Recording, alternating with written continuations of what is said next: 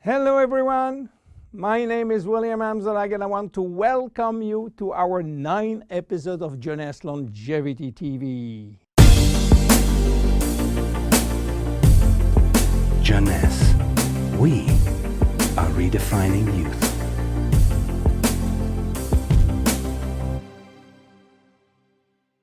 Obesity, or should I say globesity. Today, obesity is a worldwide epidemic disease. There is an outrageous eruption of a worldwide obesity even in the countries where not so long ago famine was the #1 health issue. The fatness of the world is changing rapidly, and this is very disturbing because it's going out of proportion and nobody can get any control of this new epidemic. Many children become obese and then become obese adults. The diseases associated with obesity, such as heart disease, cancer, and especially diabetes, will explode. That will mean a lot of sick people all over the world. The cost in terms of death, diseases, and money spending is just astronomical. Think about today. There is in the world about 3 billion people overweight and 800 million real obese. The cost of obesity in the United States is about 150 billion per year, which is 10% of the total US medical cost. So what is the difference between overweight and obese? Overweight means that you gain only few kilos above standard, from 1 to 15 kilos for adults. Above this threshold, you're considered as obese. If you wish to get more detailed information, then you have to calculate your BMI, which means your body mass index, by using the following formula: your weight in kilo divided by your height in square meters. If your BMI shows score under 18.5 per square meter, it means that you need to gain weight. You are underweight. If it is between 18.5 and 25, you are in normal standard. Between 25 and 30, you are overweight, and above 30, you are qualified for obesity. Note that BMI is a standard tool which do not apply in extremes like very tall people or very small people, and also should be adapted to children. Why people become obese? It is very simple in theory, but become more complicated when we reach fat metabolism.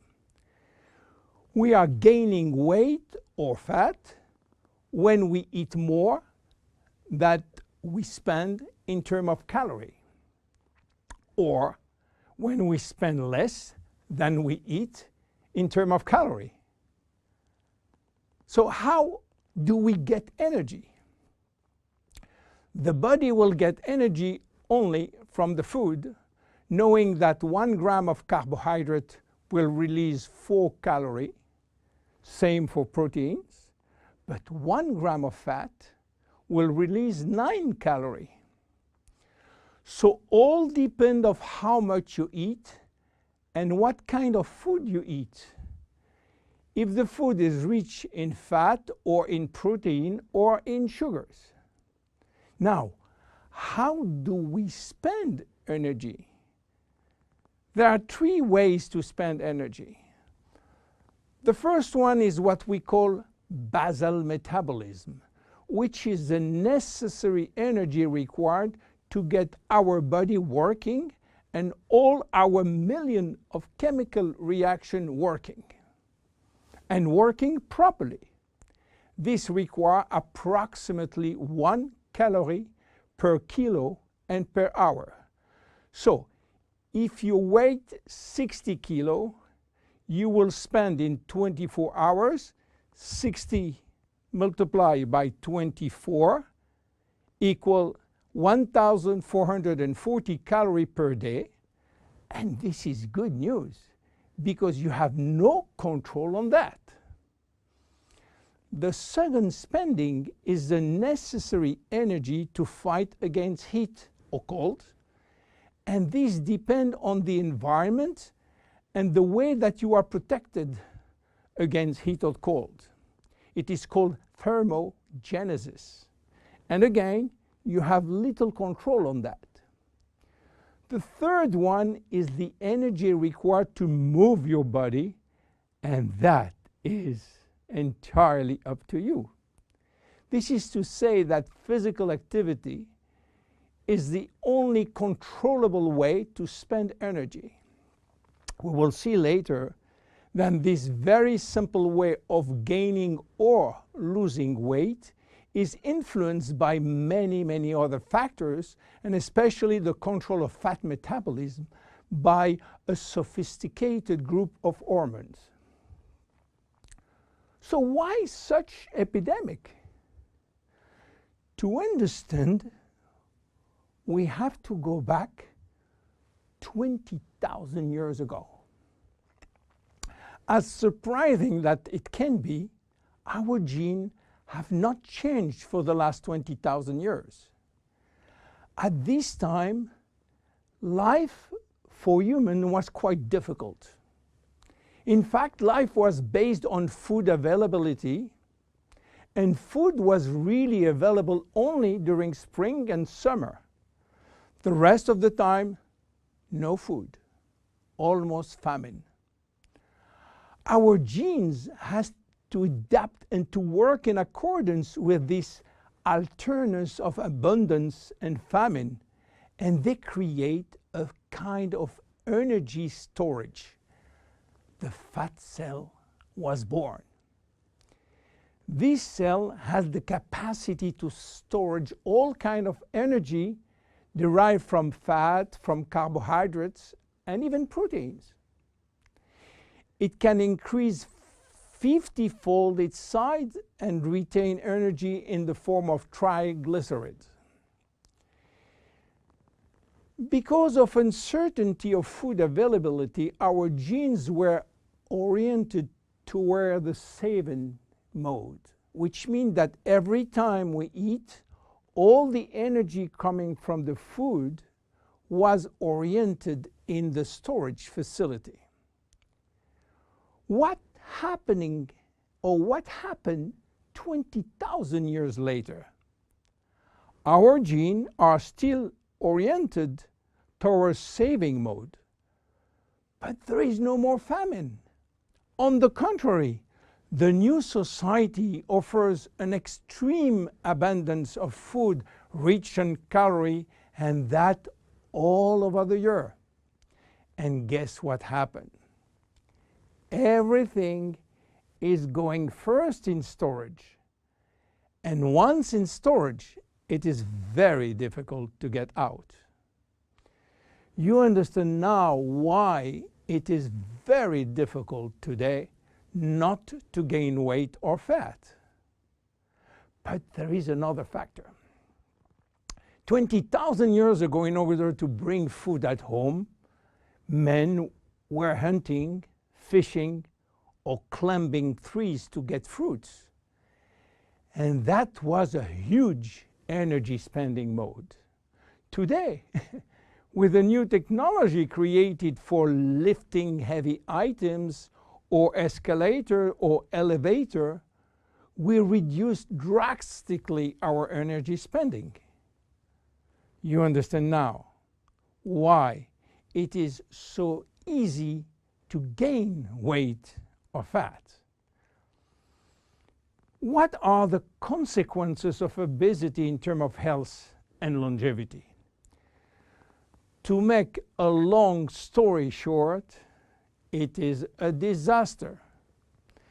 Being and staying obese will lead to a long list of chronic diseases, including cardiovascular disease, diabetes, cancer, metabolic syndrome, and consequently a drastic shortening of life.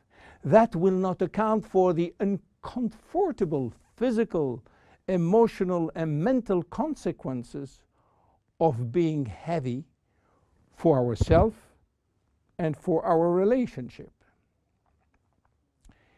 In terms of aging, obesity is shortening telomeres, increasing DNA damage, and reducing stem cell pool. So what to do for reducing obesity? Obviously, it is quite difficult considering the worldwide effort of the medical community with so small results. Health authorities are repeatedly organizing campaigns to inform people about the consequences of eating too much sugar or fat or the lack of exercise. But the food industry until now do not help and still putting on the market food rich in bad sugar and bad fat. The first step is to be convinced that improving your lifestyle, which means improving your nutrition, your physical activity, managing your stress and your emotion, in order to stop impulsive eating, will be a very good action to preserve your life and your longevity. The second step will be to use specific food supplements to help managing your fat metabolism and rebuild the muscles that you lose when lacking exercise. This is why Jeunesse decided to create a new line of product specially designed to counteract craving, to help fat metabolism, and to reduce muscle loss. Be with us in our next episode dedicated to the Zen Body line. My name is William Amzalag, and I will see you on our next episode. Thank you.